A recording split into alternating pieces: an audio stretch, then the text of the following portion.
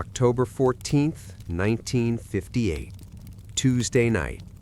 Red Rooster Café on 125th Street between 7th and Lenox. The kind of place where working folks ate dinner for 60 cents and asked no questions about the conversations happening in corner booths. I was sitting 2 tables back from the window, counting the day's numbers money like I did every Tuesday for the past 6 years. Small bills, mostly. 5s and 1s and the occasional 10 from someone who'd hit big on the daily play. Honest money from honest people, trying to catch a little luck in a world that didn't hand out much. The cafe was nearly empty. Just me, old Mrs. Patterson nursing her 3rd cup of coffee, and the cook in back reading yesterday's Amsterdam news. Steam rose from the radiators. Cigarette smoke hung in the air like fog. Outside, Harlem was settling into evening quiet, that particular stillness that comes before trouble. That's when Bumpy Johnson walked in. I knew him, of course. Everyone in the neighborhood knew Bumpy. You didn't run numbers in Harlem without knowing the man who kept the peace between the policy banks and the white folks downtown who wanted to muscle in on our business. But I'd never seen him in the Red Rooster before. This wasn't his kind of place.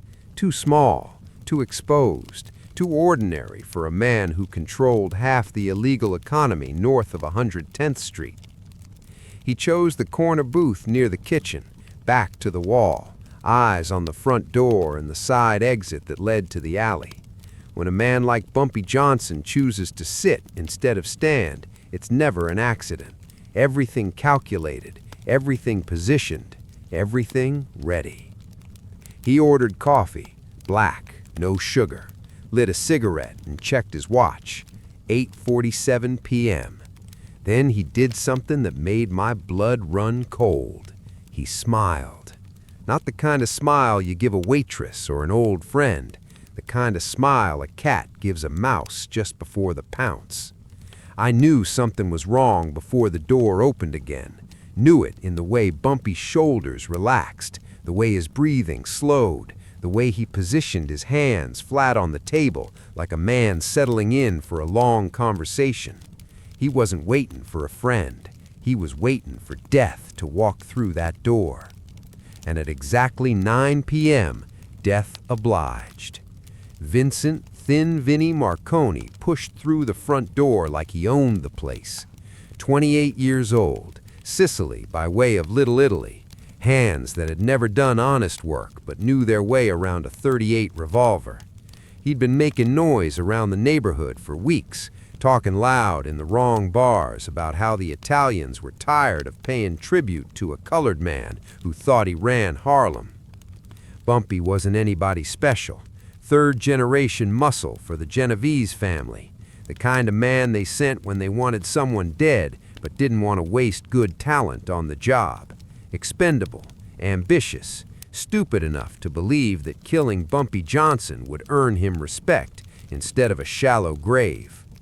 He spotted Bumpy immediately, walked across the cafe like he was heading to church instead of an execution, slid into the booth across from the most dangerous man in Harlem without being invited, without permission, without understanding that some seats you don't take unless you plan to die in them. "Bumpy Johnson," he said, trying to sound casual, trying to sound like this was a social call between equals. "Vincent," Bumpy replied, not looking up from his menu. "Right on time." That's when I saw it, the slight bulge under Vinny's jacket, left side, easy reach for a right-handed draw. The weight of metal pulling at the fabric just enough to tell anyone who knew what to look for that this man had come armed for killing. Vinny was sweating despite the October chill, drops forming at his hairline, rolling down his neck, soaking into his shirt collar. His hands shook just enough to rattle the sugar dispenser when he accidentally bumped it. Fear sweat, the kind that comes when you're about to cross a line you can never uncross. Bumpy remained perfectly still, perfectly calm, like a man deciding what to have for dinner instead of facing down an assassin sent by the most powerful crime family in New York. He opened the menu, studied it with the kind of attention most men reserved for love letters or last wills, turned pages slowly while Vinny sat across from him, hand inching toward the gun, waiting for the right moment to draw and fire. "The pork chops look good tonight," Bumpy said conversationally. "Been thinking about pork chops all day." He signaled the waitress, Mary Chen, 63 years old, been working at Red Rooster since before most of us were born. She walked over with her order pad, completely unaware that she was about to take a meal order from a man with a gun pointed at him under the table. "I'll have the pork chops," Bumpy told her. "Mashed potatoes, green beans, cornbread, and bring my friend here a cup of coffee. He looks like he needs it." That's when I knew the gun wasn't the real weapon in that room. Vincent Marconi had been chosen for this job because he was supposed to be hungry, young enough to be reckless, dumb enough to pull the trigger, connected enough to send the right message when his body turned up in the Harlem River 3 days later. The plan was simple, the way mob plans always were. Vinny walks in, Vinny sits down, Vinny puts 2 bullets in Bumpy's chest before anyone can react. Vinny walks out. By morning, the most powerful black man in New York would be dead, and the Genovese family would have sent a message to every other policy king in Harlem: your time is over. But plans, even simple ones, require men who can execute them. And sitting across from Bumpy Johnson, feeling the weight of those calm eyes studying him like he was an interesting but ultimately harmless insect, Vincent Marconi was discovering that he might not be the man he thought he was. His right hand was positioned perfectly, fingers wrapped around the grip of a snub-nose .38, safety off, first bullet already chambered. All he had to do was lift, point, and squeeze. 2 seconds of movement, 3 seconds of noise, 4 seconds total to become the man who killed Bumpy Johnson. Instead, he sat frozen, watching Bumpy butter his cornbread with the kind of careful precision most men reserved for delicate surgery. "You know what I like about this place, Vincent?"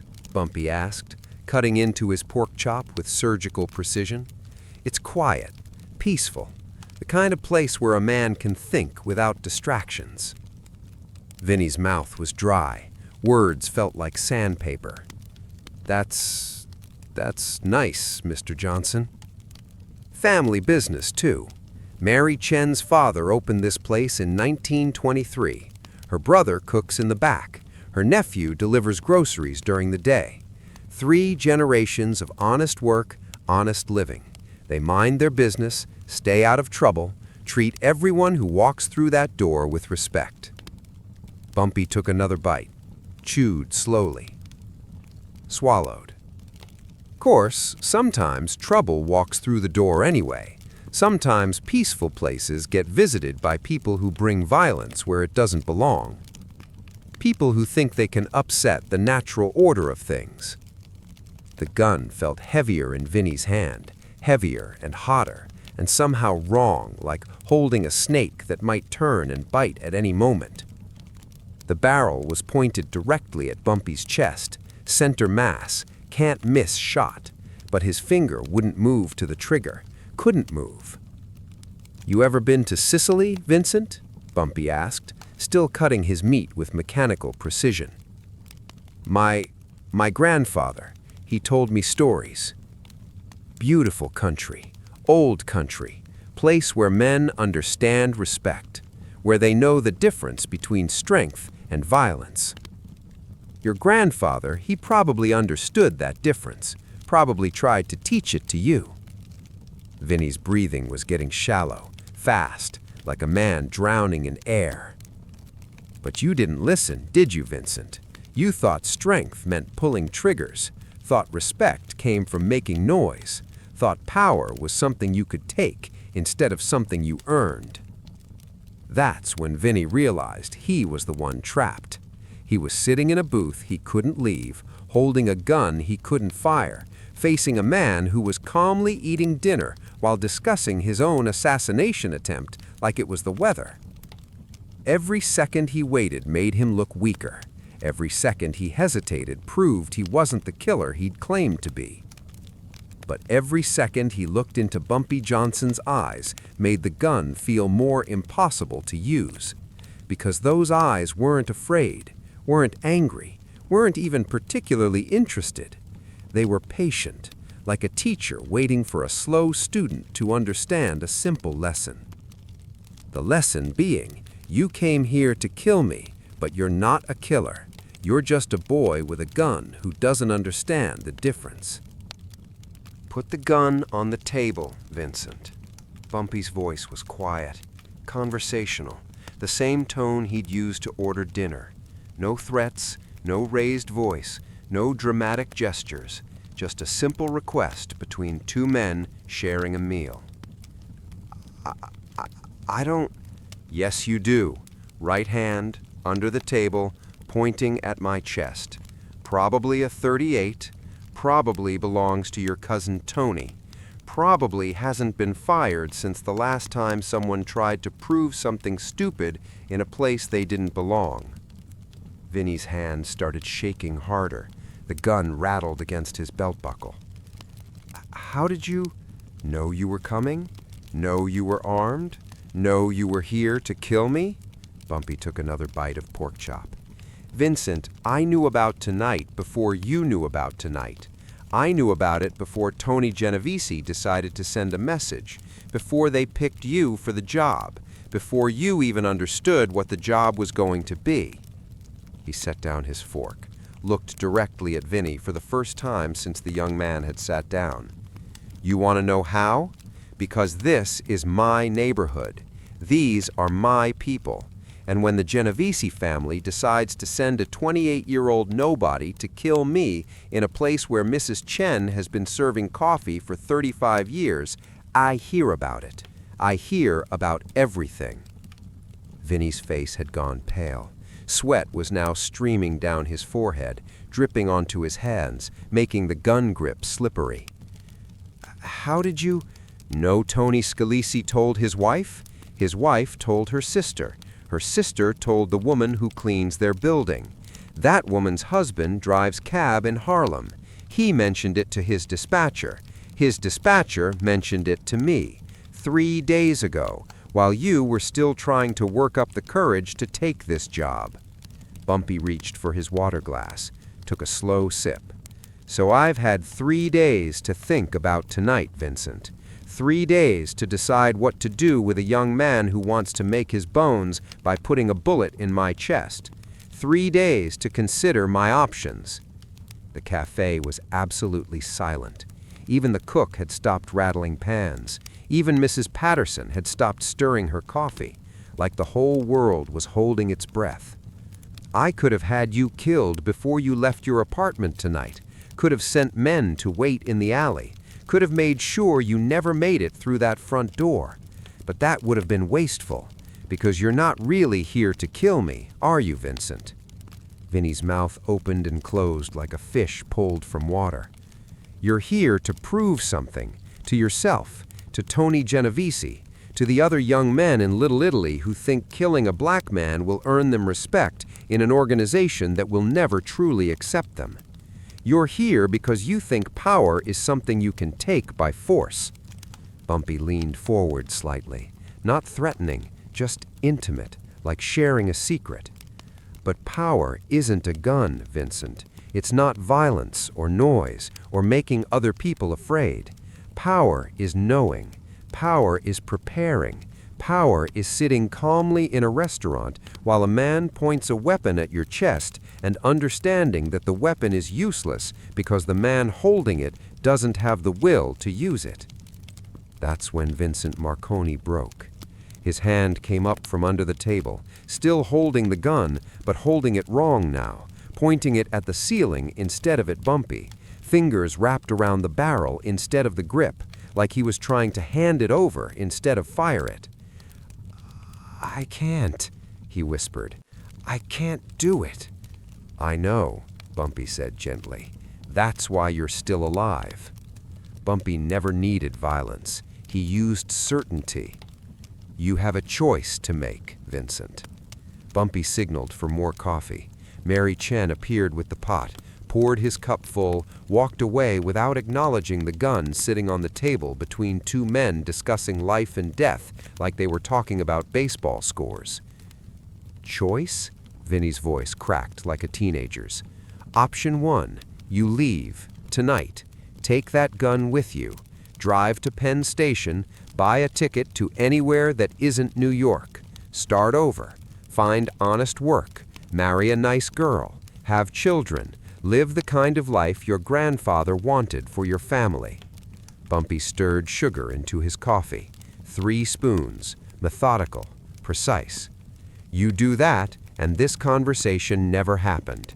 You never came here. You never pointed a gun at me. You never worked for Tony Genovese.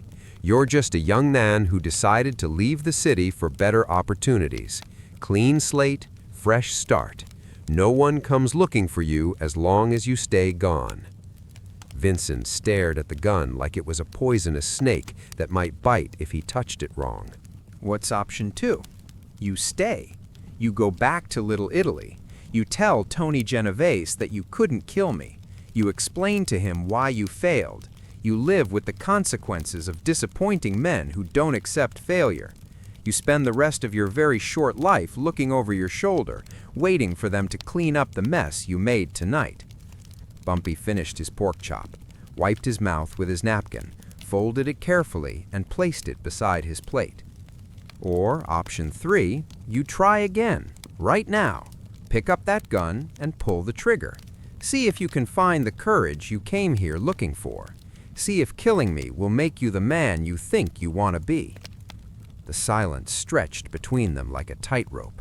Vinny looked at the gun, looked at Bumpy, looked at the door leading to the street and whatever life waited beyond it. If I leave, he said slowly, how do I know you won't send someone after me? Because I'm giving you my word. And in this neighborhood, my word means something. More than money, more than fear, more than any gun you could point at me. Vincent Marconi made his choice. He stood up slowly, left the gun on the table, reached into his jacket and pulled out a roll of bills, probably his payment for the job, probably more money than he'd ever carried at one time. He placed it next to the gun. For dinner, he said, and the coffee. Bumpy nodded. Safe travels, Vincent. I watched the young man walk out of Red Rooster Café, watched him pause at the door, turn back for one last look at the booth where he'd discovered the difference between thinking you're a killer and actually being one. Then he pushed through the door and disappeared into the Harlem night. I watched a man walk out alive, already dead inside. News of that night spread through Harlem like smoke from a fire. Not the details. Those stayed in Red Rooster Café, between me and Mary Chen and the walls that had witnessed something nobody else would ever truly understand. But word got out that Vincent Marconi had come for Bumpy Johnson and left empty-handed, that the Genovese family had sent a killer and gotten back nothing but silence. The Italian families tried 3 more times over the next 2 years, sent better men with better plans and better weapons.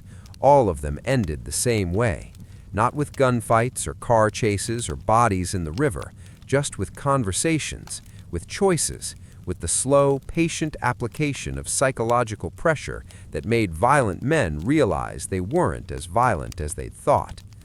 By 1960, the attempt stopped, not because Bumpy had fought a war and won it, but because he'd proven something more powerful, that real authority doesn't come from the barrel of a gun. It comes from understanding people better than they understand themselves. The gun Vincent left on that table, Bumpy never touched it, left it sitting there until Mary Chen finally picked it up and handed it to one of Bumpy's men who arrived 20 minutes after Vinny walked out, unloaded it, found 6 bullets, full cylinder, ready to kill, but useless without someone willing to pull the trigger. That's what Bumpy had understood from the beginning. Guns don't kill people. Fear doesn't kill people. Violence doesn't kill people. The absence of choice kills people. And he'd given Vincent Marconi the one thing most men in his position never get, a way out. Years later, when crack poisoned the streets and men like Frank Lucas turned Harlem into a war zone, old-timers would remember nights like this, would remember when conflicts got settled with words instead of bullets, when power meant protection instead of predation, when the strongest man in the neighborhood was the one who never needed to prove it. But that night in Red Rooster Café, watching Bumpy Johnson finish his dinner alone at a table where a man had come to kill him, I learned something I never forgot. Power isn't loud. Power isn't fast. Power doesn't rush. Power sits quietly in corner booths, orders pork chops, and waits patiently for frightened men to realize they're not as dangerous as they pretend to be. The bill came to $3.75. Bumpy left a $5 tip, walked out the same door Vincent Marconi had used, disappeared into the same Harlem night that had swallowed his would-be killer. By morning, both men were gone. One to start a new life, one to continue the life he'd built through 30 years of understanding that the most powerful weapon in the world is the ability to see into another man's heart and know exactly what he's capable of and what he isn't.